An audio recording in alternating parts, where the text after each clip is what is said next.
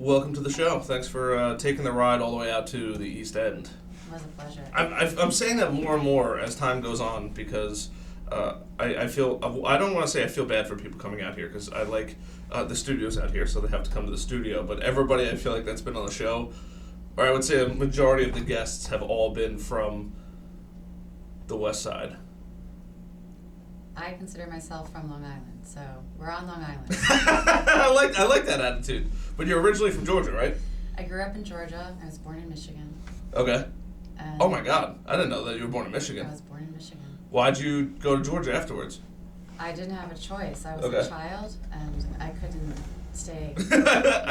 My parents would not let me make the rules. All right, fair enough. So they, I guess, jobs changed and stuff like that, and that was it, or? Yeah, my dad was a family practitioner, and he had a medical practice in the Detroit area. Okay. And medical malpractice was ridiculously bad in Michigan. And, I didn't know that. Yeah, I mean, the insurance costs, everything doing business there was very expensive for the medical industry. So he was a doctor of osteopathy. He's still with us, but he's retired. Okay. And he moved us to Columbus, Georgia, where they did not have any DOs. So he was the first DO. What is a DO? Columbus, a doctor of osteopathy versus a medical doctor. Okay, very cool. How do you like that area? Or how long did you live there, I should say, first? I spent my formative years there. Okay. So I pretty much grew up in Columbus. Okay. It's home. I call it home. My parents have relocated to Jacksonville, so I don't get back very much. But I love Georgia. I think it's great. I also love Georgia, I must say. It definitely was hot-ish when I went. I didn't go in, like, the hotter part of the year. But you could definitely tell, like, being from up here and then going down there, you're like, it's definitely significantly warmer. But that was one of the areas I was looking at as far as, like, areas that I'd like to move to. Don't leave Long Island. Oh, I want to. It's the best. It's so expensive. Money's money. And the roads stink. Honestly, it's the roads that drive me nuts more than anything. But the beaches. I know. They're to die for. It's the best. You don't want to leave the beach. You're a mile from the beach. I know. I got to figure out the whole snowbird thing. That's really... Old people figured it out. I just group... So for anyone that's listening who doesn't know this, there's a significant majority of humans that live on Long Island that will go down to Florida, typically Florida, in the wintertime and then migrate north like birds in the summertime to Long Island for the beaches. Do you know what they call New Yorkers who moved to Florida fully and they decided it was too far south, not enough seasons, and then they go to the Carolinas? No, what? I'm very curious to know this. Halfbacks. Oh, man, because they went halfway back. Yeah. Oh, goodness gracious. I'd be curious to know how long you have to live in Florida, though, to be considered that. I think you could be in Florida for a month and then move to the Carolinas and you'll be a halfback. As long as you've come from the Northeast, went down to Florida, and moved halfway back. Oh, my God. I can't believe they have a name. They have a name. I'm trying to land in the Carolinas. That's the ultimate goal. Carolinas, maybe Georgia. I love Georgia, though. It was absolutely amazingly beautiful there. Well, one of my best friends from Georgia now lives in Charleston. Okay. She does Charleston travel plans. So if you need to go visit, she will hook you up. I'm definitely going to take you up on that. It's on my list of places to go. Good. That is for sure. And then, what made you decide to say, hey, we're going to New York? I think it was your husband. Was it the husband? He's a New Yorker. Okay. He's born and bred. He's from Queens. His dad was NYPD. I mean, you can't get much more New York than his family. Is he Italian? He's a frustrated Italian. Okay, perfect. That's literally the deepest the roots go as far as New York. He thought he was Italian and when he was 6 and his mother told him his eyes wouldn't turn brown and his hair wasn't going to be dark. Oh my He was goodness. very sad. Oh my That's goodness. when he found out he was not genetically Italian. But everybody else is Italian there. Yeah. Oh my God. That is hysterical. So what made you come to New York then? I came for work. Okay. I was about a year out of college, and I had an econ degree from college, and I started working for an investment bank out on the West Coast, and they moved me to New York, and I thought, why not? Yeah, I agree. Why not? Why not? Is it the same company that you're with now? No. Okay. No. I gotcha. And then, I guess tell me about how you really got into it. You know, graduating college, moving up here, total leap of faith, and then to get to where you are now? I'm very curious. You know, I had a chance. Being young, everyone should take a chance. Sure. When they're single and footloose and fancy-free, right? It's about exploring and experience and living life to its fullest. And it's also about being independent and making smart decisions. And my parents were depression babies, and so I was very financially frugal and a very financially independent person at a young age. I think my mom purposely had me start building my credit rating when I was 18 years old. So Smart. I was after it. I was after being financially independent. So when I had the chance to move to the city and I didn't need a cosigner for an apartment and I could get my own place at the age of 23, I leapt all over it. And I had never been to New York City until the company I was working for flew me here for an interview. Oh, wow. And the poor guy sitting next to me on the airplane, a businessman, I grabbed his arm and I saw the skyline coming in on Delta from Atlanta before we landed LaGuardia. Sure. I had been in San Francisco, so it's not like I was, Sure. from Podunk, Southeast Georgia. But I grabbed his arm and I started shaking it. I just looked at the skyline. I said, "Holy shit!" Sure. And it probably wasn't anything like it is today. That's right. It's just more impressive. You never get tired of it. I will absolutely agree with you on that.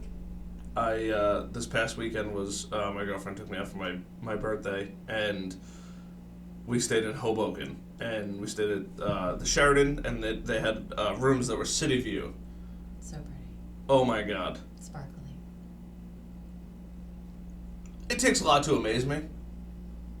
I'm fascinated. Beyond mind blown. Like, to know that we built all of that. Incredible. Coolest thing I've seen. We went a few months ago now. My youngest son is in Troop 7 of the Boy Scouts because it was the 7th troop. It's a really, really good troop, the Eisenhower troop. And they were getting their architecture badge. So we went to the Freedom Tower very early on a Saturday morning, and being up, way, way, way up in the sky, and looking down at the Hudson River before all the boat traffic started to hit it. You could see all the shadows of the skyscrapers on the Hudson. Oh yeah. It was just beautiful. Sure. It's incredible. The skyline, even driving, especially being from Long Island. Long Island's completely flat. The tallest buildings here are a handful of stories at most. And then you get to New York City, you're like, oh my God. Like, this is incredible. I just give people, I don't know if I could ever live there. Maybe for a couple of days. I could never live in New York City. We're totally doing a New York City day. Yeah. I'm in. We're doing it. I'm in. I said I'm in. I'm in. Good. I want to learn, a little part of me wants to learn how to use the subways. We're going to get you Subway Strong. That's what they call it, Subway Strong. I just coined that right now. Fair enough. All right, I like it. Subway Strong. That's a T-shirt brand. Somebody could steal that. I'll give it to you, as long as Diane's okay with it. But it's, I guess, I don't know, because I'm from Long Island. It's overwhelming. You've been there. You've lived. Did you live in New York City? Oh yeah. Oh wow. Where'd you live in New York City? I was a West Side person, Upper West Side, and then the West Village. Okay. Yeah, I don't know. I just it's too, like, even Nassau County, I'm like, I feel like it's too close together. Like, here, I'm like, oh, it's far apart. I don't know. It's weird because I consider myself, I shouldn't even say consider myself, I'm an extrovert. I love being around people, but I also love not having people around. Like, leave me alone, let me just do my own thing. I sit in an office with no windows and just work all day, happy as a pig in shit. Multiple shades of gray. Multiple shades of gray. You are right. I have never realized that. That's probably why we have so many things on the wall. I mean, it could be a catchy title. 20 Shades of Grey? I feel like somebody already did the whole Shades of Grey thing. So you worked in New York City, and I guess what landed you here? What got you? And was your first company a wealth advisor company, or? I've done investment banking. Okay. Asset management. Now I'm doing wealth management. I did institutional consulting. Okay. What is institutional consulting? working with corporates' retirement plans, so Okay. their pension plans, defined contribution plans, and pretty complex asset allocation. Wow. That's pretty wild. How long have you been doing what you do now? Oscar Wilde said you should never trust a woman that reveals her age. 20 some odd years. Okay. No, I'm trying to think if you were in the stock market. The stock market collapsed in what, 90 something also? It's a few times. Yeah. And then how did it affect you in '08? I'm curious. Oh. Oh, that was not a good O. Well, I mean, that was a really interesting time because my youngest son was born in April of 2008. Okay. So I came back from maternity leave and I was on a really large trading desk at the time for a very large asset manager in Boston. Okay. So, yeah, coming back from maternity leave and having all sorts of stuff coursing through your body anyway, and then having, a financial crisis on top of that was... A lot. It was a lot. But it pivoted into some really interesting and unique work. And it also gave me a huge appreciation of how important taking care of somebody's money is. And during that time, I can tell you, a portfolio manager who I hold in high regard would come out to the trading desk and say, "How are my shareholders doing?" Mm-hmm. He wasn't worrying about his personal performance Sure. or where the fund was. He wanted to know, how are my shareholders doing? And it really was a period of time where you felt like you were trying to protect people's money to the best of your ability. And it translated into a unique opportunity because shortly after the crisis, there were a lot of companies that needed capital, and I got put into a position where I was doing special situations. So I moved off the trading desk and started investing privately in public companies as well as private companies. Wow. That's super interesting. Yeah, it was a really cool job. It was really unique. You basically would wall cross, which meant you could take material non-public information and use company management and learn about a unique investment opportunity. And then Is that stuff still available today? Oh, yeah. Interesting. Yeah. Wow. So late stage private companies. So there are a lot of social media companies Sure. in 2009 and 10 that Sure. were starting to take in more funds. Mm-hmm. Oh, so they're taking private money and just instead of IPOing, growing through private money. Pre-IPO money, yeah. I gotcha. Very interesting. Oh, so I guess that's how most companies will grow for a while. I mean, it depends. It depends on the sector. It depends on the model. I mean, we could talk for weeks. Yes. Did you deal with a lot of like social media companies and stuff like that, or did you have a specific vertical that you focused in? I was a generalist. Okay. North America was more of my territory, so U.S. and Canada. Gotcha. Oh, so you guys did international. Mm-hmm. Wow. That's pretty wild. So you had investors that just said, "Hey, here's my money, make it grow." No. We were investing it on behalf of the funds for the asset manager that I worked for. Okay. So if you were a shareholder in one of these funds, your money basically was being put to work privately as well. Interesting. That is crazy. All from starting in New York City. All from starting in New York City. Wild. Mind-blowing, Financial actually. capital. I mean, if you want good finance experience, there are just a handful of places where you go. This is certainly the top of the list. Sure. What are the other places on the list? I'm curious. In the U.S. or internationally? Both. In the U.S., New York, Chicago, Okay. San Francisco.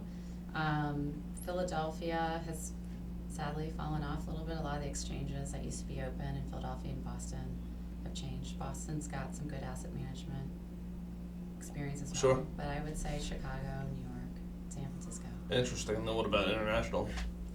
London, Fair enough. Hong Kong. Probably could have guessed that one. Yeah, Hong Kong, London. Interesting.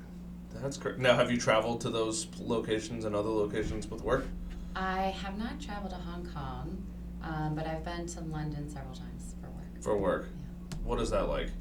It's awesome. I love London. Give me as many details as you can. I'm interested because this does not happen to me. Why not? Because nobody from London's calling me up saying they want me to run their social media. Well, see, this is why we need to get you Subway Strong. So when you go to London, you can hop on the tube with They have. presidents. Oh, they have. What's a tube? It's the subway. I didn't even know London had a subway. Oh yeah, you mean it's when I land in London, I get on the train and I get into wherever I'm going in London by train and subway usually. So this whole thing is just applicable to everywhere. Yes, 100%. Interesting.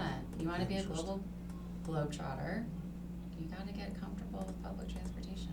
This is crazy. I had no idea. And then we'll get you some London clients. How about that? I'm in. People from London, if you're listening, come on over. BarronMediaGroup.com. Shameless plug. Is it shameless? I do both. I don't think it's shameless. All right, fair enough. Fair enough. I like that idea. That's wild. So, how was your Paris trip? Oh, it was awesome. So Well, we spent jealous. one day in Paris. We were in the Dordogne region, about an hour east of Bordeaux for most of the time. Okay. It was Just awesome. hanging out? Just hanging out. Love it. Love it. It was a great time. Favorite place you've been in the world?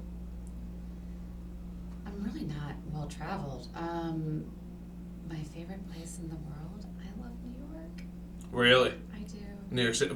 Where specifically in New York? If somebody said you have one place to live and you have a 3-mile radius around that place that you can do whatever you want, where would it be? Today, like this. Today. This very point in time. Yep. So I'm not thinking about. Never have to work again. There's you have zero responsibilities. You just have to live there and within a 3-mile radius. Where would you pick? And you're healthy. Yes. Okay. And you're. That's a good question. How close is the hospital? All right. Fair enough. Fair enough. I'm gonna stay where I am, Port Washington. Really? Love it over there? I love it. North Shore. North Shore. Yeah. Gotcha. How far's golf from you tomorrow morning? It's like 5 minutes. God, I'm so jealous. So jealous. We'll make it worthwhile for the trip. I'm sure. Look, I'm hanging out with you. It'll be good. I'm not worried. I think we're gonna have a grand old time. Lots of laughs. Yes. I'm excited. I've never. I think I've only been to Port Washington once, so it's totally a new place for me to be. We should go for lunch after. I'm in. I do have to be back here at a reasonable time. I'm going whitewater rafting this weekend. Ooh, where? Minerva, New York. Where we're going, I have no idea after that. Going down the Hudson? I do not know. So I was in a fraternity, or I guess I am in a fraternity, and they were talking about it. I'm like, I'm interested. I don't know what weekend it's going to be and stuff like that, and I got to see, where work lands. And they needed a 12th person to complete 2 full boats. So I said no at least 10 times, and then finally I said yes. Why wouldn't you want to go? I love whitewater rafting. I love whitewater rafting too. I'm swamped right now with stuff, and I'm more of like a Swamped, but I'm rafting. Oh goodness.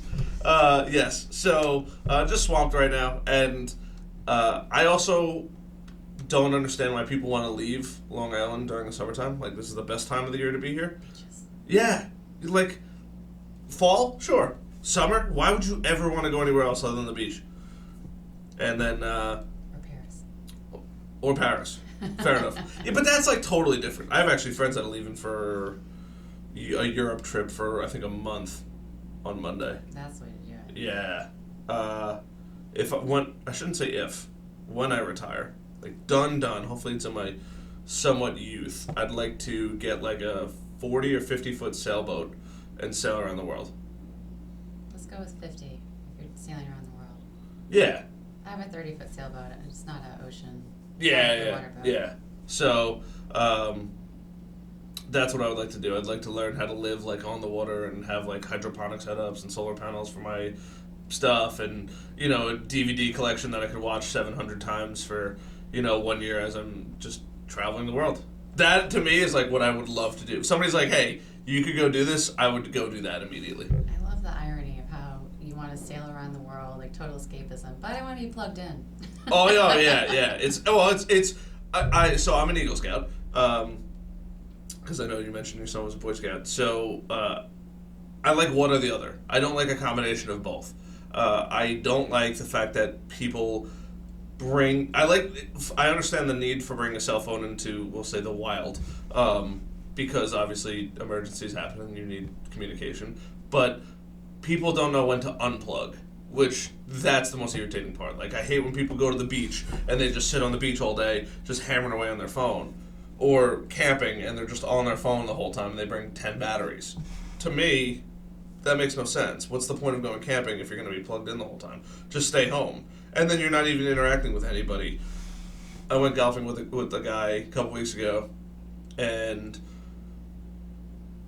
we were just golfing. I'm like, look at how green, the grass and the trees are and everything like that. And I'm like just how clear the water is and the color of the water and the sky was like this beautiful, like, blue, not a cloud in the sky. And he's like, wow, you're really big into colors. I'm like, no, I'm really big into looking around because everybody just is buried in technology all the time. It's not 26 Shades of Grey. No, it's called life. It's what's happening out, I walk inside my house and I always look up to look at the stars. My girlfriend's like, why do you keep looking up? I'm like, just look at the colors of everything going on around you all the time. Like, if that doesn't visually stimulate you, I don't know what will. Which is why you love being in Hoboken with that city view. Yes. I'm still, like, taken back by how impressive it is. Incredible. It's incredible that people built that entire thing. And it's getting, just built up every single day. Have you been to Federal Hall? No, what's Federal Hall? Oh, it's one of my favorite things. That'll be on our tour. I'm really looking forward to this tour now. Federal Hall? Yeah. It's got a big statue of George Washington on the front. No, it's definitely not Brookhaven. Sworn in. It's on Wall Street. But it's part of our park system, so it's free, and you can go in. This is like always in movies and stuff like that, isn't it? Oh, yeah. It's right from the Stock Exchange. Interesting. Yes, I've seen. I've definitely driven past this. I just haven't been inside. Is it amazing? It's amazing. So, I took a class actually in college called New York City History. Learned quite a bit about New York City. And then I found a podcast that these guys called the Bowery Boys do. And all they talk about is New York City history. And they'll bring you across everything under the sun. Oh, I like that. Truly an enriching experience, especially if you're going to visit or you live there. Just loaded with knowledge. How New York City started, why Stuyvesant is called Stuyvesant, how Teddy Roosevelt shaped New York City, and all of these different things that have happened there over the years and all that kind of stuff. I got somewhat bored of it just because they were talking about things that I've never seen or know about. So, but for somebody that lives there, a completely enriching experience. That's awesome. I love the Tenement Museum too, speaking of Bowery. That's a very cool place to go. Tenement? Yeah. My father-in-law. Is there anywhere in New York City you haven't been? Oh, I'm sure. It's endless exploration, especially when you consider all the boroughs. But Long Island has a lot of cool history too. Yes, agreed. Tenement Museum. Never even heard of it. No, it's super cool. I don't even think I've seen this building. It's very moving too to think about the living conditions that people were in the Bowery and the flop houses and Sure. infant mortality. And What's the craziest thing you saw in New York City? The craziest thing I've seen in New York City? From a building standpoint or from like, oh my gosh, that just happened? Both. Oof.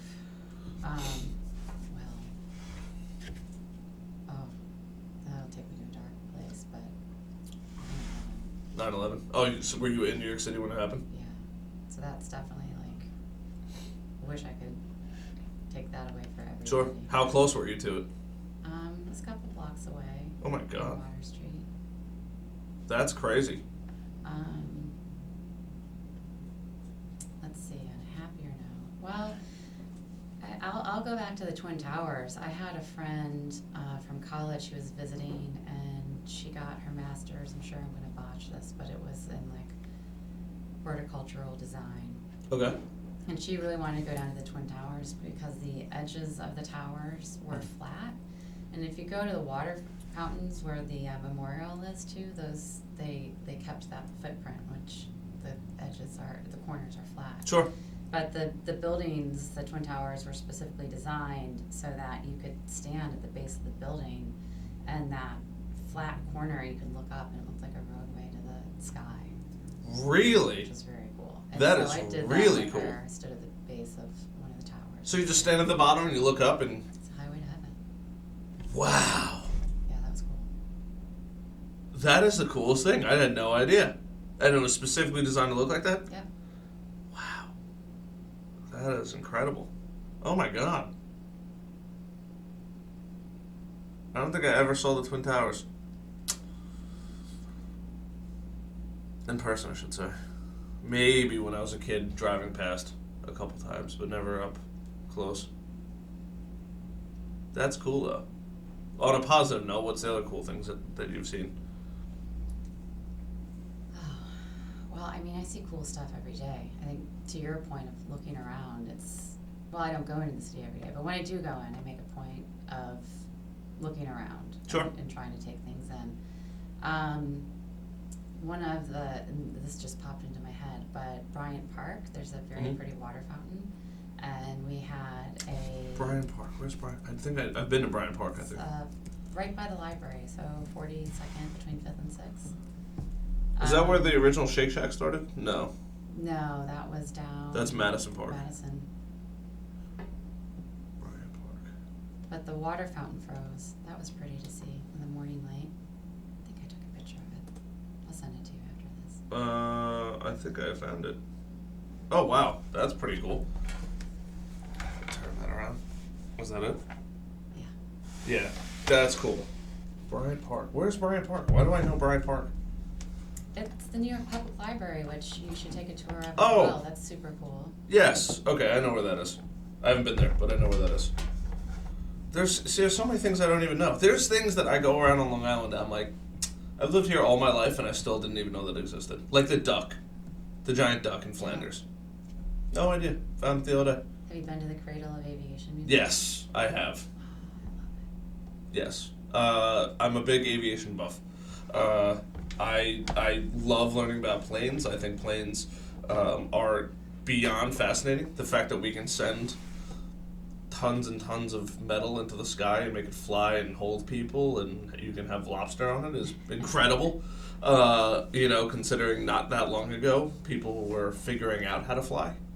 But the Cradle of Aviation is just... And the American Air Power Museum? That I've never been to. That's on my list. That's in Republic, right? Yeah.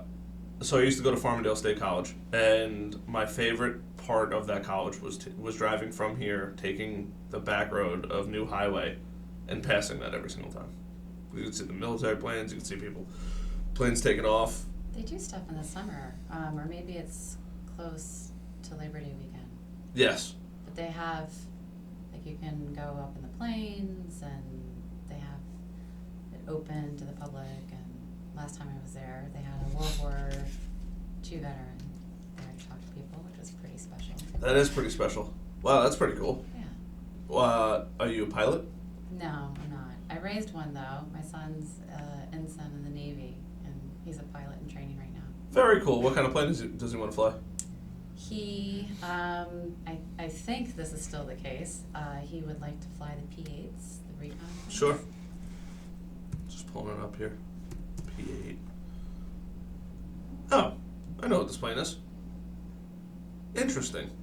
Yeah, they're big. Yeah. Now, what got him into that? Was your husband in the military? Or? No, my father-in-law was in the military for 2 years. sidebar tangent, one of the more special moments in my life was when my son Luke was graduating from Fordham. He was Navy ROTC. And when you're graduating, before you graduate, you get commissioned. Mm-hmm. He was getting commissioned into the Navy, and he asked his grandfather to be his first salute. As he was commissioned an officer in the Navy, Mm-hmm. and my father-in-law was, his ranking was junior to Luke's, so he could salute Luke. And That's cool. it was so special, and we just celebrated my father-in-law's 90th birthday. My youngest son carries his name, and he was the chief of the New York Police Department. Mm-hmm. So he donned his chief's uniform from the NYPD that he had not put on since he retired to give me Wow. his first salute. I mean, it was just waterfalls. Oh my God. That's a super proud moment, though. Oh my gosh, it was amazing. That's incredible. And your son always wanted to be in the military? When we lived up in Massachusetts, he went to Boston College High School for middle school, I know it's a mouthful, and his first year of high school, and BC High's motto is to be a man for others. Mm-hmm. And his freshman year in high school, someone from the Navy came and addressed them, and it just really grabbed him and resonated with him. And he loved it. He loved it, and he knew when he was just a little guy and he was 14 that he wanted to go into the Navy. And I played devil's advocate for about 2 years, trying to dissuade him, but Sure. making sure he's going into it eyes wide open. And Sure. after Yeah, you gotta that, know what you're getting yourself into. we went, full throttle support. Really? That's incredible. And how old's your son now? He's 23. Very cool. Oh, strapping young lad. Yep. Very nice. My buddy just graduated. I shouldn't say just graduated. He was an ROTC officer in the Air Force, and he's one of the people I visited on my last.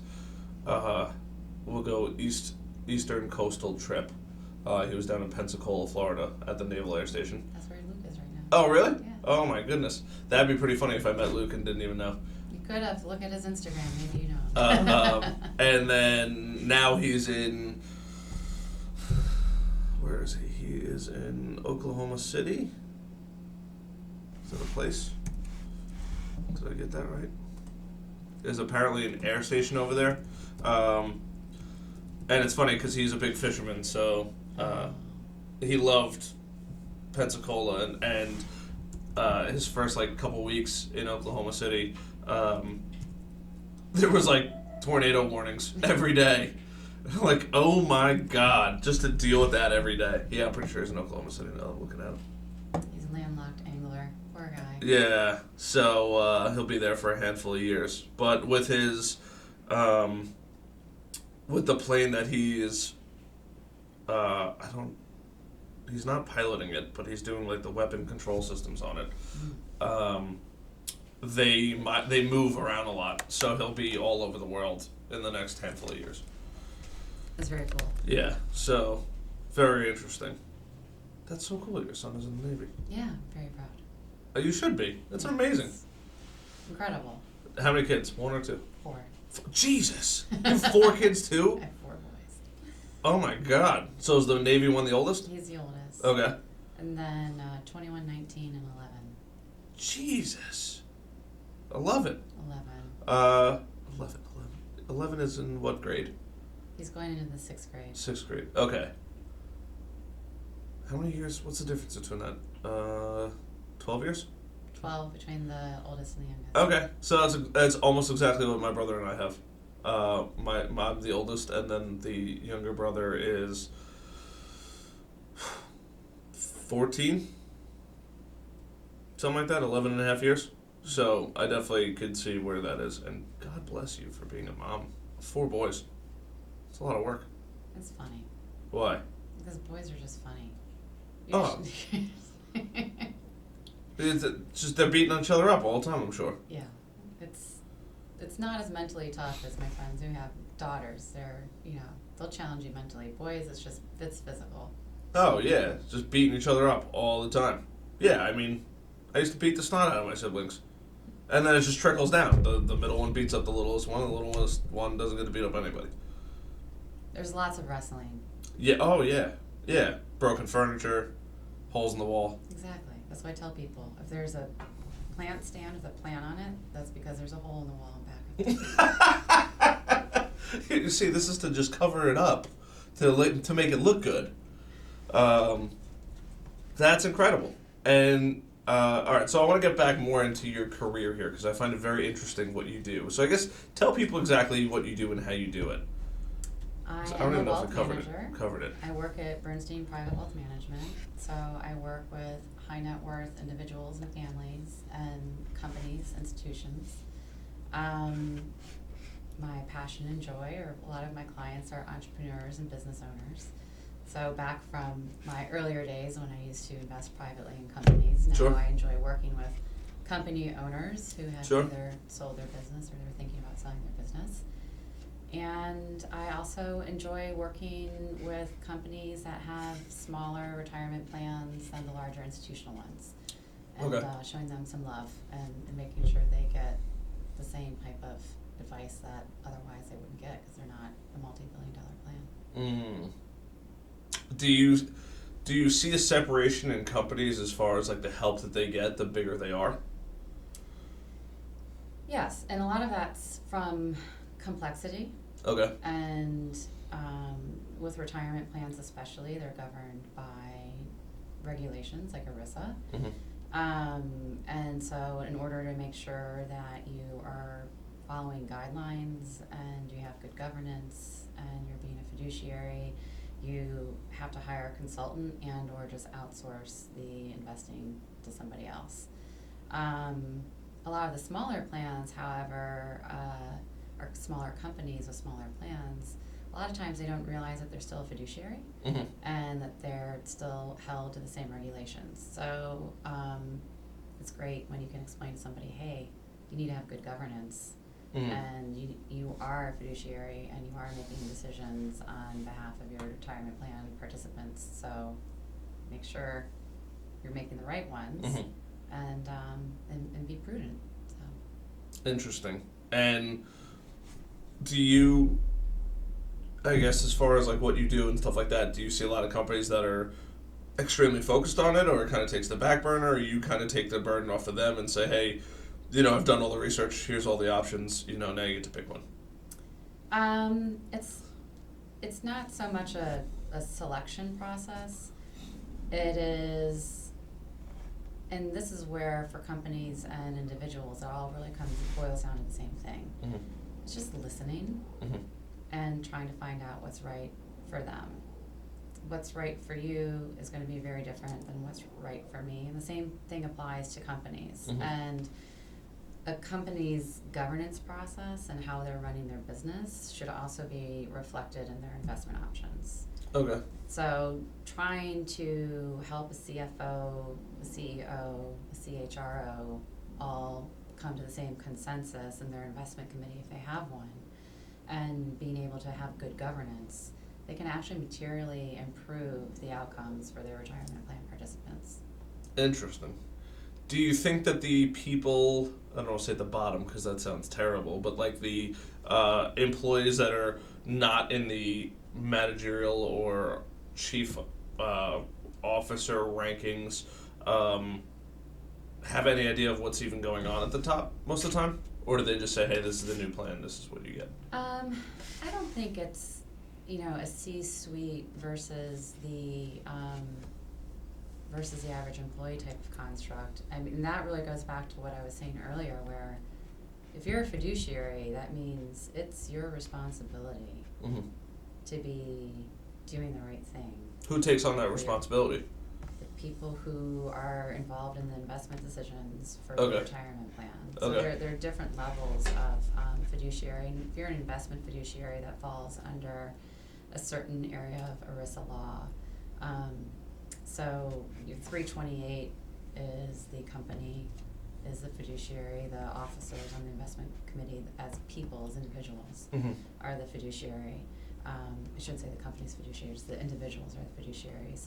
If they hire somebody to help them out with investments, then Mhm. they're a co-fiduciary. So Bernstein would be a co-fiduciary and share that responsibility with them, which helps them improve their governance. Sure. There are also the ability to outsource the investment fiduciary, and that's under ERISA 338.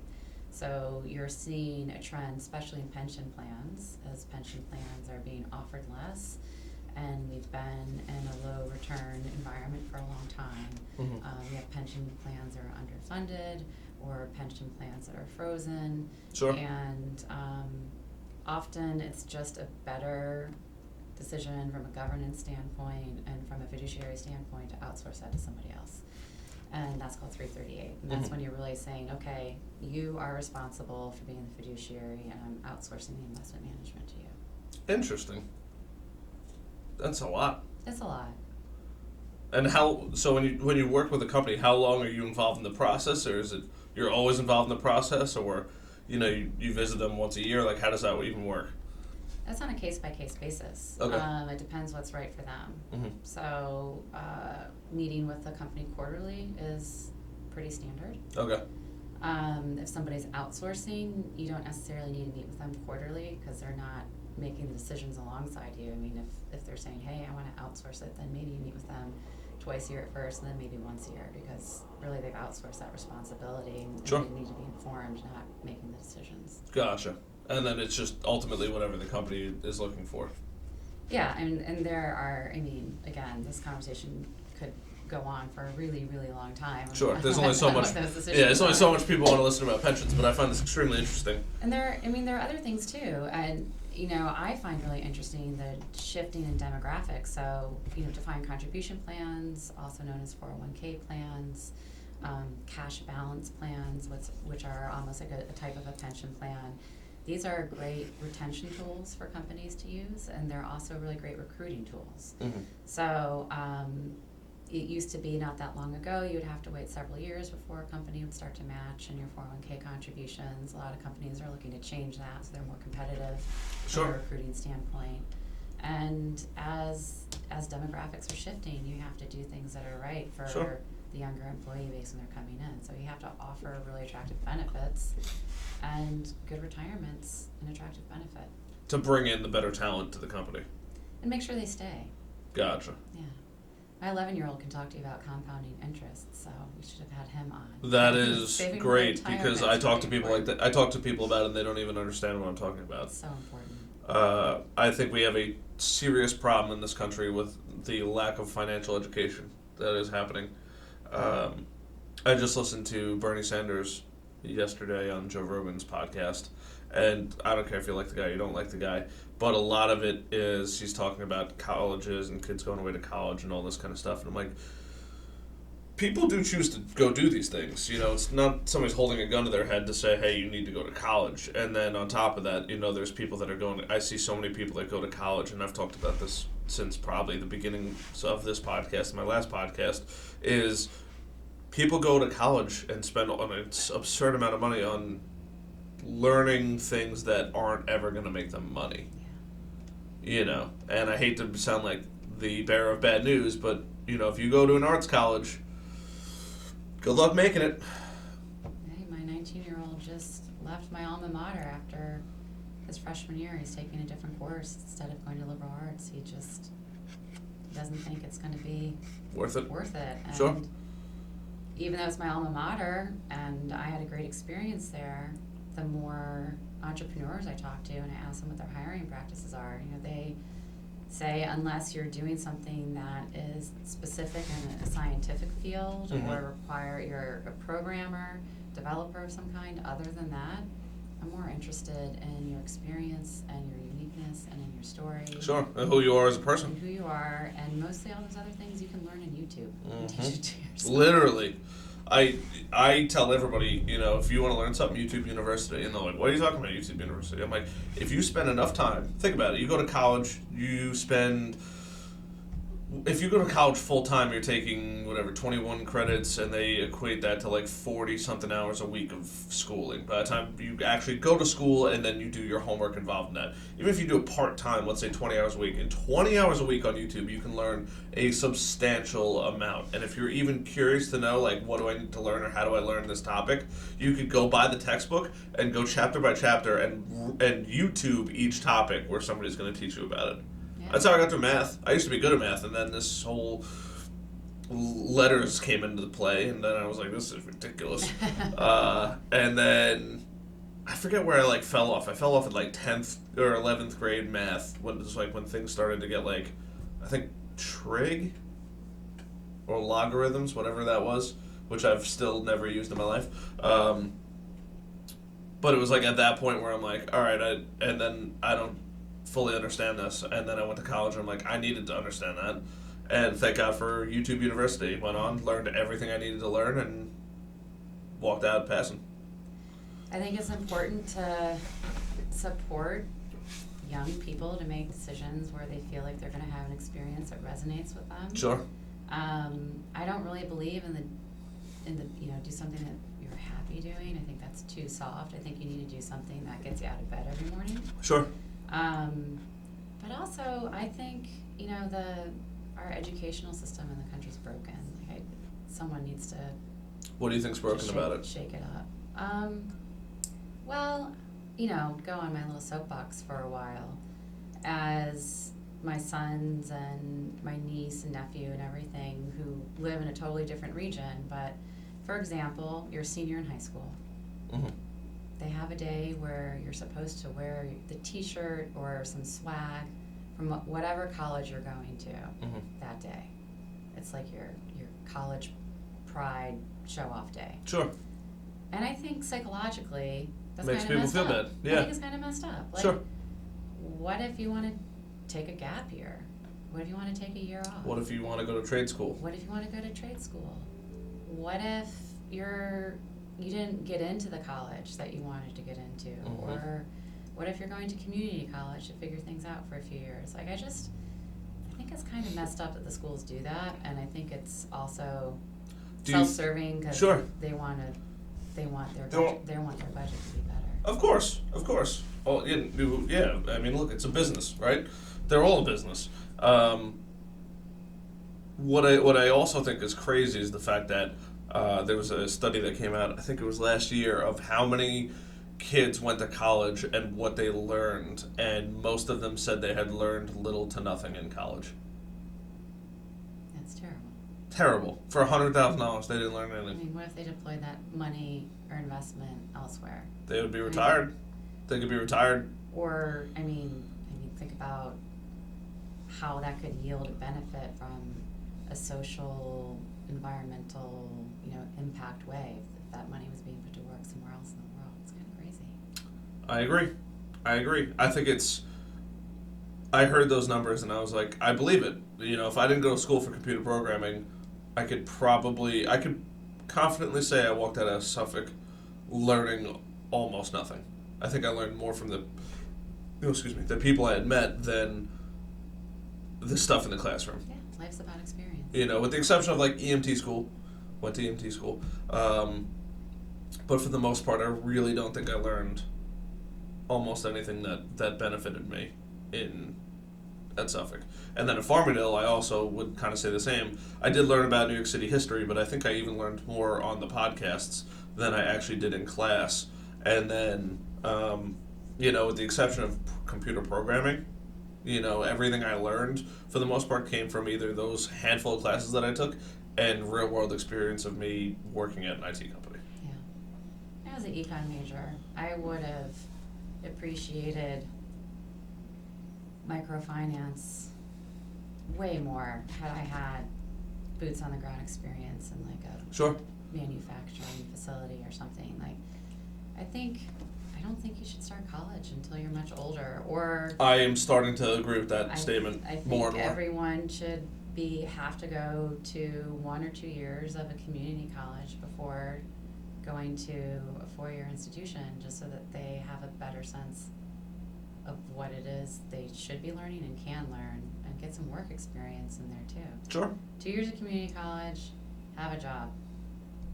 If everyone did that and then went to college when they were 20 or finished out their 4-year degree when they were 20, sure, they'd learn so much more.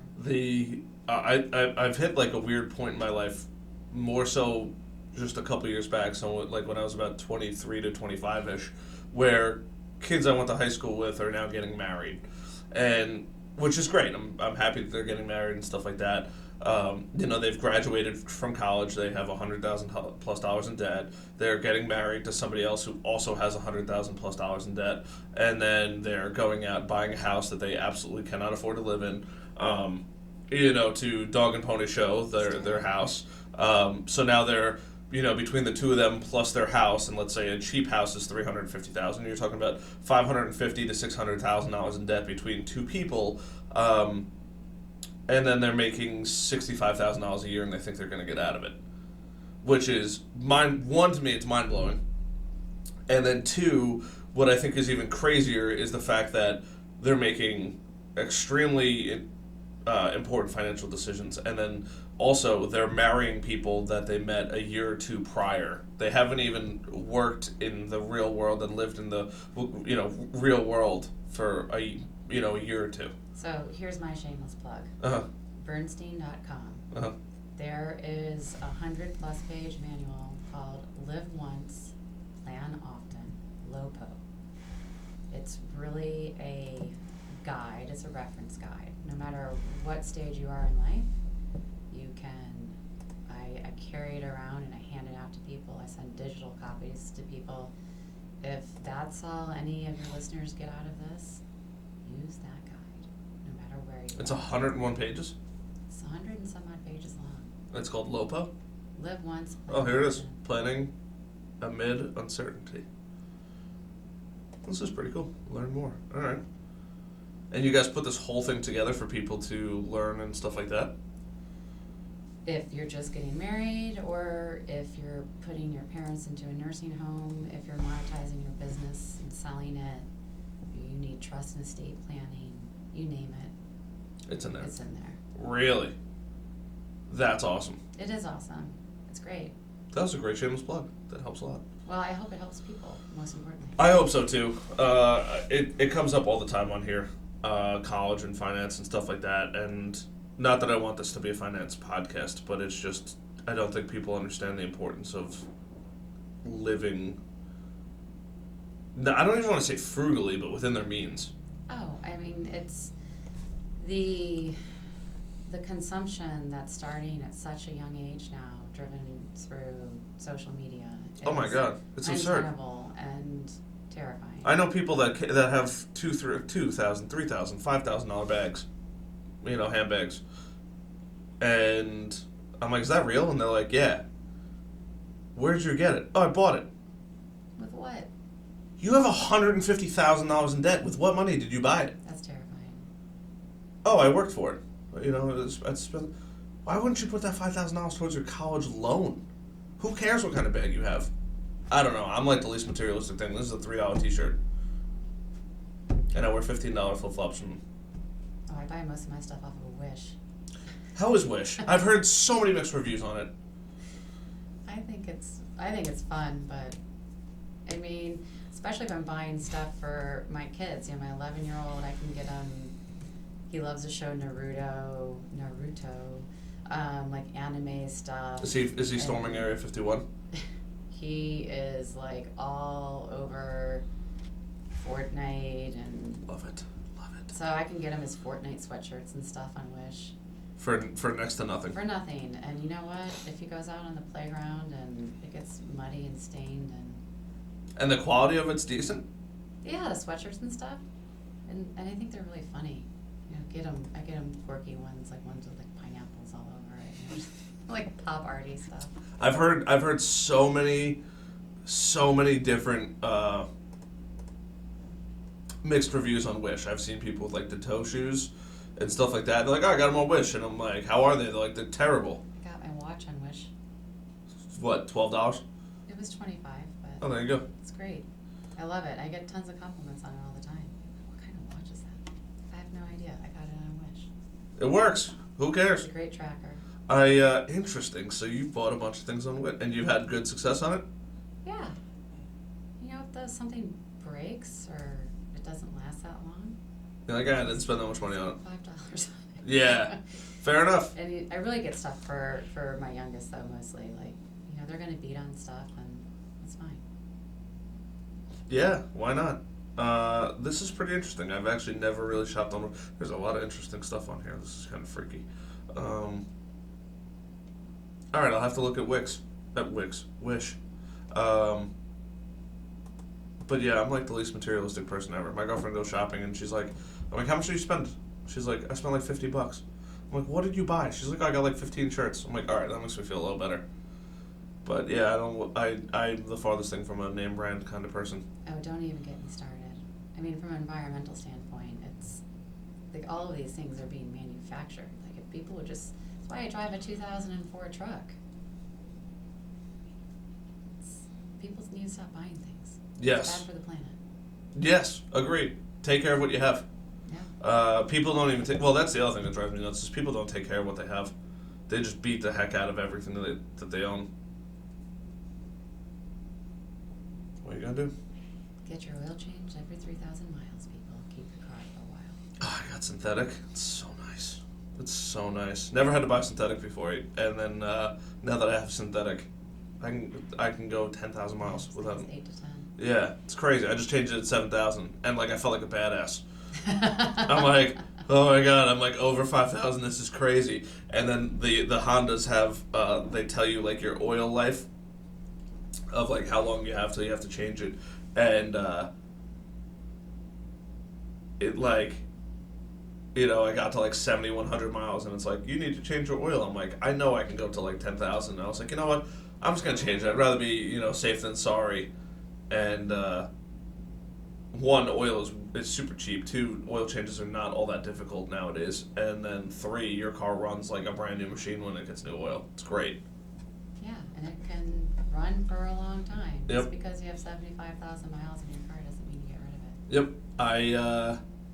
I've met so many people, back to living outside your means, that spend an astronomical amount of money on their cars too, which is even crazier because they depreciate so fast, and they could literally get into a car. You can get into a car accident anywhere. I have a friend who is an engineer by education and runs a company that maintains nuclear weapons and missiles for governments. Okay. And he told me to not buy a car unless it had 20,000 miles on it. Why? Because he said that no matter how great a car is, there's always going to be a lemon. So they'll figure out the lemon before the 20,000. Yeah. Brilliant. And to your point, because of the depreciation value. Yep, I will never buy a new car. Off the lot. Never. So. Never. I know people that are so obsessed with brands that they walk around with several $1,000s in bags. They drive brand new cars all the time, and they have not only $0 in their bank account, but are also in an astronomical amount of debt on top of student loans. Really sad. It's crazy. I should All have a because group lunch. You should bring. I'm gonna have a lunch. You bring these people to a lunch. We'll talk to them. I don't know if I want to tell them that they're those people. That's the sad part. We can make it about something they won't know. But that's really scary and sad. it's so sad. I'm like, you do realize, like, if you just took the money that you're spending on all this stuff and, like, put it in, like, an IRA or something like that, even if you did your job from now until then, you would have an astronomical amount of money saved for retirement. Compounding interest. Mm-hmm. You want to be a millionaire, you can do it. You just have to invest early. You just have to invest young. Yep. I tell everybody that. People don't listen. I have another story, but I can't say this one on air because I know that person listens to me. So, but that's another good one. You'll find a lot of enjoyment in that one. Yeah, it's just it's crazy. And then it's like I have other friends that are like financial masterminds. They're like, nope, this is how much I allot every month for fund spending. This is how much I'm putting away every month. I pay this much in rent, and I make way more than the average American. That's great. And I'm like, you're killing it. And then I sit here all day just trying to run a business, but Well, and I hope those people also have, a charitable mindset too. I would say most of my friends are pretty charitable. Good. I will definitely, I like to think that I have a pretty impressive group of friends. I like it. I like to think. I also give everybody the benefit of the doubt, like literally all the time. Drives some people nuts, but whatever. I don't know, people change. They do. You know, just because you're a different person, 2 years ago doesn't mean you're the same person today. I think that, morals and values can change over time. Well, hopefully for the better. I mean, they say your character is set when you're 8, I think. I've heard as young as 4 that it's like ironed out. Is it true? I don't know. As long as I can eat the same candy as when I was 8, I'm happy. Oh, are you a candy person? No, actually I'm not. I'm more of a cookie and a savory person. I wish I knew you were a cookie person. So when I was in Jersey, there's these cookies. They're phenomenal cookies. They're from this company called Bang Cookie. They're located over in Jersey City. It's this tiny little storefront. These cookies are the best damn cookies you'll ever eat in your life. Well, one of my best friends from Georgia lives in Jersey City, so I'm going to call her after this podcast and say, I'm seeing her Tuesday night. Bring me some Bang Cookies. Bang cookies. Yeah. All right. They have sea salt chocolate chip, big fan. Caramel chocolate chip, also big fan. Actually, I'll just say big fan about all of them because they're fantastic. And if you order $30 or more, they offer free shipping. Don't ask me how I know that. But yes, are you an ice cream person too? I do like ice cream. All right, so we probably have a similar palate in food. Do you like milk chocolate or dark chocolate? Dark. Yep. All right, we're right on. Do you put sugar in your coffee? No. Half and half? Nope. Milk? Nope. Black? Yep. Oof. I treat myself with half and half. I can't lie. I like having a good cafe au lait every once in a while, like some really good steamed milk. Oh, yeah. I usually just have black coffee every day. Every day. I used to do black coffee. The problem with black coffee, and this is going to sound so petty, but as soon as I get my coffee, I want to drink it. And black coffee, most of the time, is far too hot to drink. And then I don't want to dilute it with ice. So then I add milk, so it's a little fair. thicker. Especially with the Yeti. Oh my god, the Yeti's ridiculous. It'll last forever. I made a cup of coffee. I couldn't drink it until 4 o'clock in the afternoon. I'm like, this is great for like ice beverages, but like I actually looked on Amazon to find a shitty coffee cup the other day, and I went to because I go to Speedway a lot to go get my coffee because it's conveniently next door. And as long as it's decent coffee and they have some decent coffee, I'm okay with it. But I'm like, I need the crappiest coffee cup you have. And they're like, what do you mean? And I go, I need my coffee to be cool very quickly, like within the half hour that I purchase it, so that way I can consume it. And like, that's the weirdest thing ever. Don't you want it hot? I go, no, I want it reasonably warm that I can drink it without incinerating my mouth. I'm with you. I usually I dilute mine. Add a little. You put ice? I put a little water in it. Oh, okay. Diners are the biggest culprits of like boiling lava hot coffee. Like if I ever get into a diner fight, which hopefully never happens, I know that person that I'm fighting is getting a hot pot of coffee on them because that shit's gonna burn. That's hilarious. I've already thought about this. Diner fight. Oh my god, yeah. Is Brad Pitt gonna be in it? I'd hire him. I would. It's like Fight Club thing. Yeah, I don't know. Their coffee is just boiling, like it's hotter than boiling. I don't understand how it's so hot. I met a satanic lady once. I've shared the story on this show before. I know that.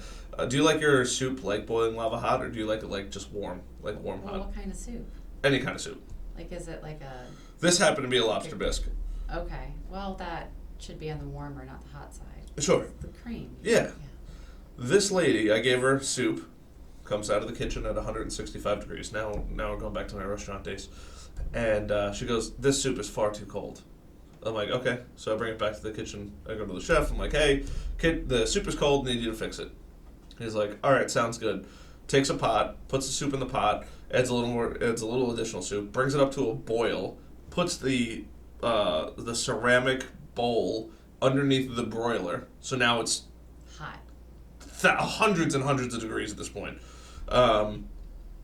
Gets it out, pulls it out with tongs, puts it down, puts the soup in it. The soup is sizzling when it hits the ceramic, and I bring it over, and this demon walking the earth puts a spoon in it and just sips on it, like whatever, slurps it, and she's like, it's good now. I'm like, that soup is still boiling in front of you, and you just drank it like that? You are the spawn of Satan. I'm sorry. You're probably as sweet as a peach outside of here, but like, you're a freak for drinking that. Miss Hellfire. Yeah, like what do you do? Like what do you?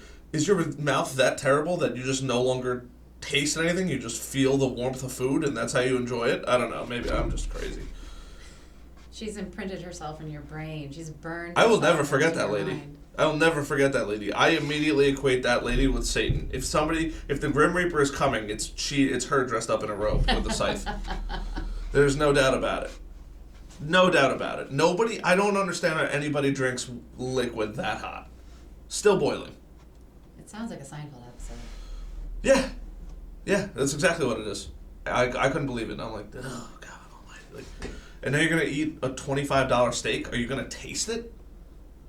Is it you're just eating it to eat it? I mean, it's like when you get a black eye and you're supposed to put raw steak on it. She was trying to... What is the story with that? Who came up with that idea? That never happened to me, but my mom used to put, what did my mom, if I got a bee sting, meat tenderizer on the bee sting.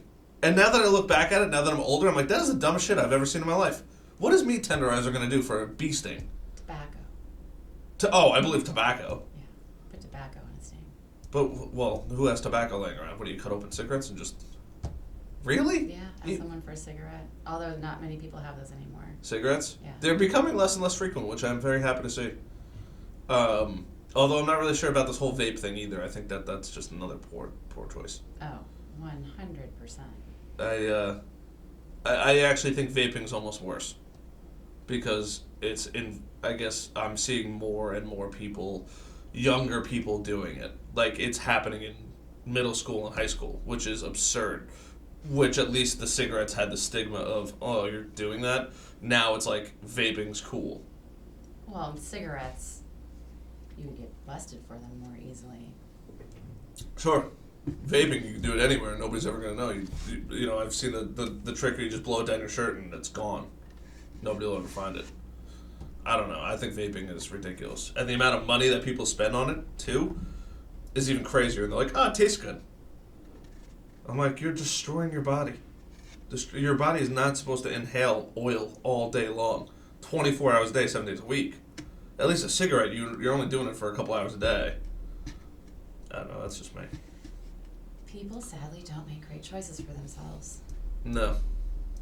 But they have good friends like you helping to police their decisions. I don't police anybody's decisions anymore. You don't tell your friends? Nope. Like, that's not healthy? Nope. Stop doing that. It just stresses you out. Yep. Because they don't listen. And I don't expect everybody to listen, but I have tried to help people for so long that... You know, it's like one of those things where, like, you tell your friend, like, you shouldn't be dating that person. That person is toxic, they're ruining your life, you shouldn't do it. Oh, they're marrying them, if you say that to them. Oh, yeah. Well, not even that. You know, even if they do marry them, they get divorced, they have a kid, or whatever, something always happens, right? And then they're like, I don't know why anybody didn't tell me. I'm like, what? I did. You know, I know somebody that I used to be friends with that definitely married the wrong person. There's no doubt about it. And I'm even seeing that more and more today. Now their life is becoming miserable. And I didn't know that the significant other before they got married. But somebody that he was very close friends with was like, I don't think it's a good idea. Like, you can hate me all you want. I think that you're marrying the wrong person. And now that person's realizing they're marrying the wrong person. And I've just realized with everything, like I'm sure you see it. You can give people the financial path to success, right? And they just burn all their money anyway. It doesn't matter what it is. I'm a fluffy fella, right? I love eating. There's no doubt about it. And I love eating delicious foods. But I also understand the consequences of what I do. But I think a lot of people... I'm smart enough to go out and look up diets and stuff like that. I just don't implement. I knowingly, and I will tell people, yeah, I know what's good and bad for me. I would much rather eat ice cream. Well, relationships are different though. And relationships have a time horizon and a timeline to it. And people can't extrapolate too far into the future. They just can't process that. People Sure. can't see themselves 10, 20 years out. 10, 20 years out. Sure. And I strongly, back to the money thing, I strongly feel that money is a relationship. Sure. And people make bad relationship decisions, whether Sure. it's with another person or whether it's money. And a lot of that's because they can't conceptually get time. Sure. Look, I'm definitely not the best with money. There's no doubt about that. I could have been a lot better with money, but right now I started my own business, so I know that money's not going to be abundant and everything like that, but going for the long-term success of becoming, wealthy down the road and taking the risk up front now. You're investing in yourself and in your business. It's exactly right. Yeah. But other people, most people don't see it like that. They're like, you're starting a business. Oh my God, they can't even understand the concept of starting your own business and how to grow a business and things like that. Now that I'm like in business, I'm like, it's not easy by any stretch of the imagination, but like, you're like, this definitely is not as hard as people think it is. It's just the initial learning curve of like the first year sucks. But after that, it's like everything else. You just get used to doing it. You just do it and it's normal for you. That's life, right? Life is learning. Sure. When you do something new, the first 6 to 12 months. It's tough. It's tough. And the nice part about business though is, if it fails or it doesn't work out, you can just be done with it. You could also do that with a person, but it's a lot harder, especially when you get married and you have a kid and stuff like that. But it goes back to people making those decisions with zero life experience. They're marrying somebody they've known for 2-3 years. The way I think about it is, you're legally an adult at 18. I don't think you're competent at making really intelligent decisions until you're like 22, 23. Like when I say competent decisions, I mean like you can lay out all the data and say, okay, this is like what I need to do. The white matter in your brain is still developing until you're in your early to mid 20s. Yeah, but people are getting married at that time, right? They're making these tremendous financial decisions with zero life experience. I just don't. I feel like you don't have enough data in your brain to make an you're going to graduate college at like 21, 22-ish, typically. So you've been a real adult for less than 1 year, and you're making life choices that are going to affect you for the next 30, 40, 50 years. Oh, yeah. I mean, you see it a lot Mind-blowing. in the military, too. Someone's going to get deployed, so they get married. You think, how does that make sense? Oh, yeah. It's, I don't know. I don't want to say it's the stuff that keeps me up at night, but it's, back to the helping friends thing. You're a softie. I am That's a softie. nice. I'm definitely a Good softie. part. I appreciate that. Yeah, I don't know. I just genuinely want everybody to succeed. Yeah.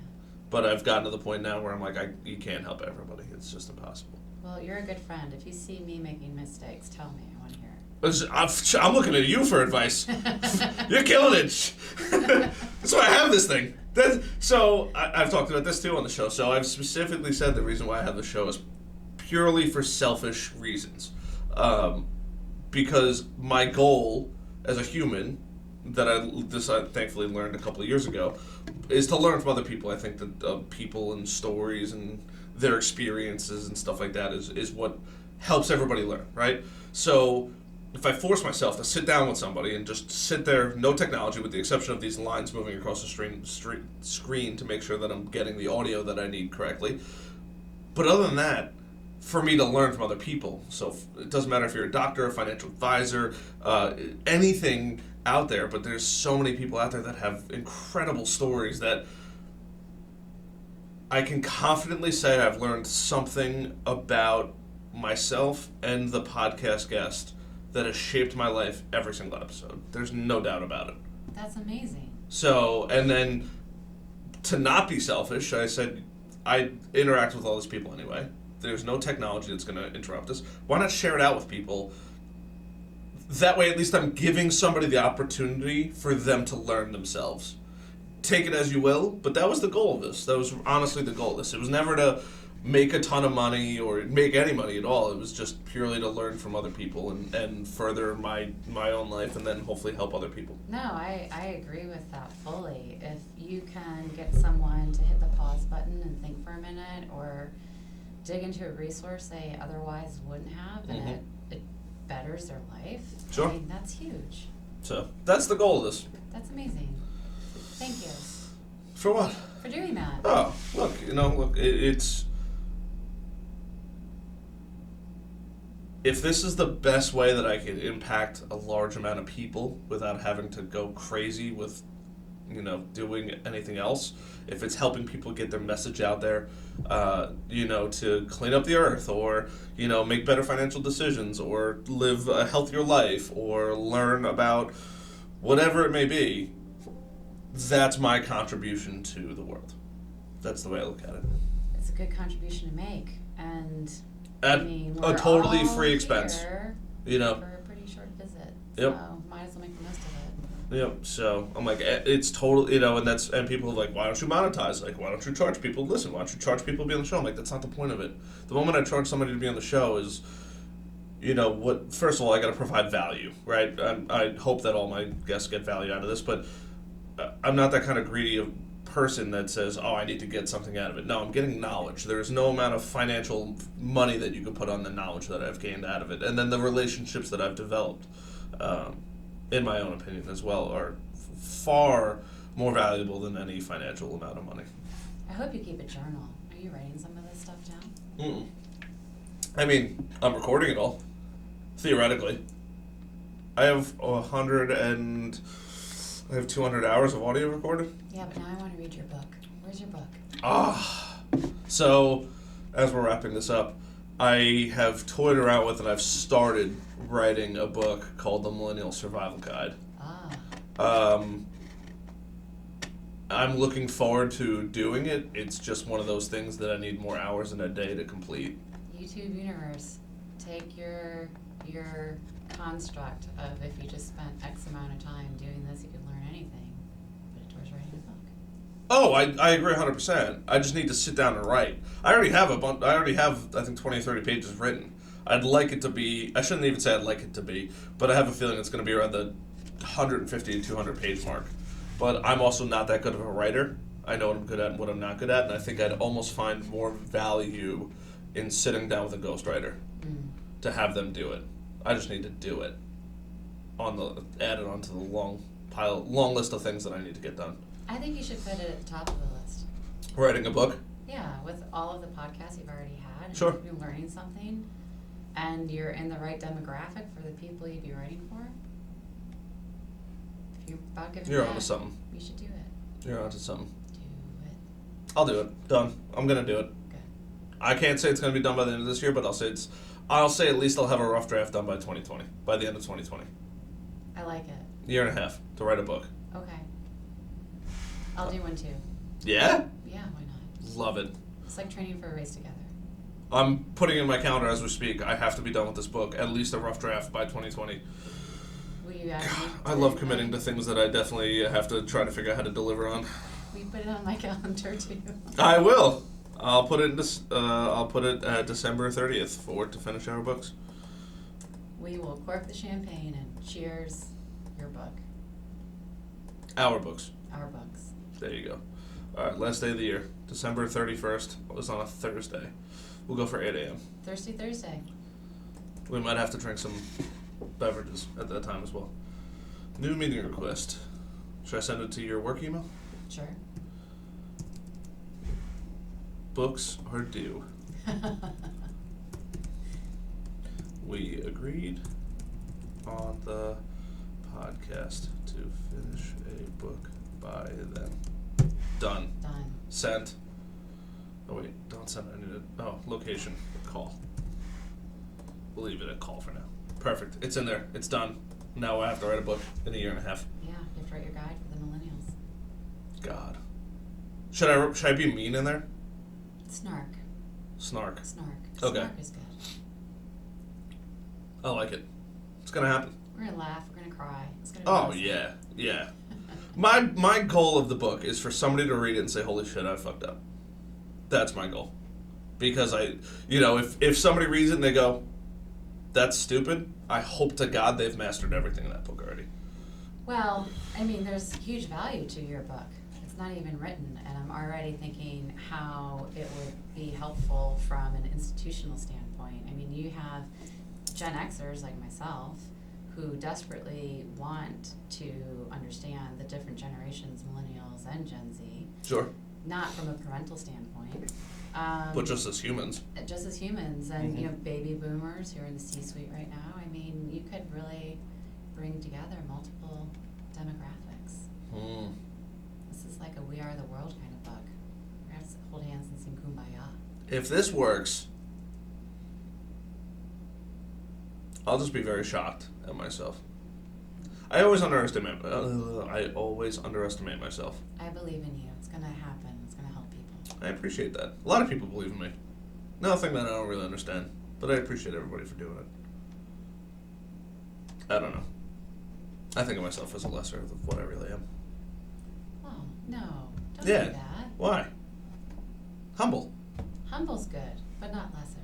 I don't know. I just I don't know. I pull off things that I'm like, I can't believe I just did that. Started a business. Great example.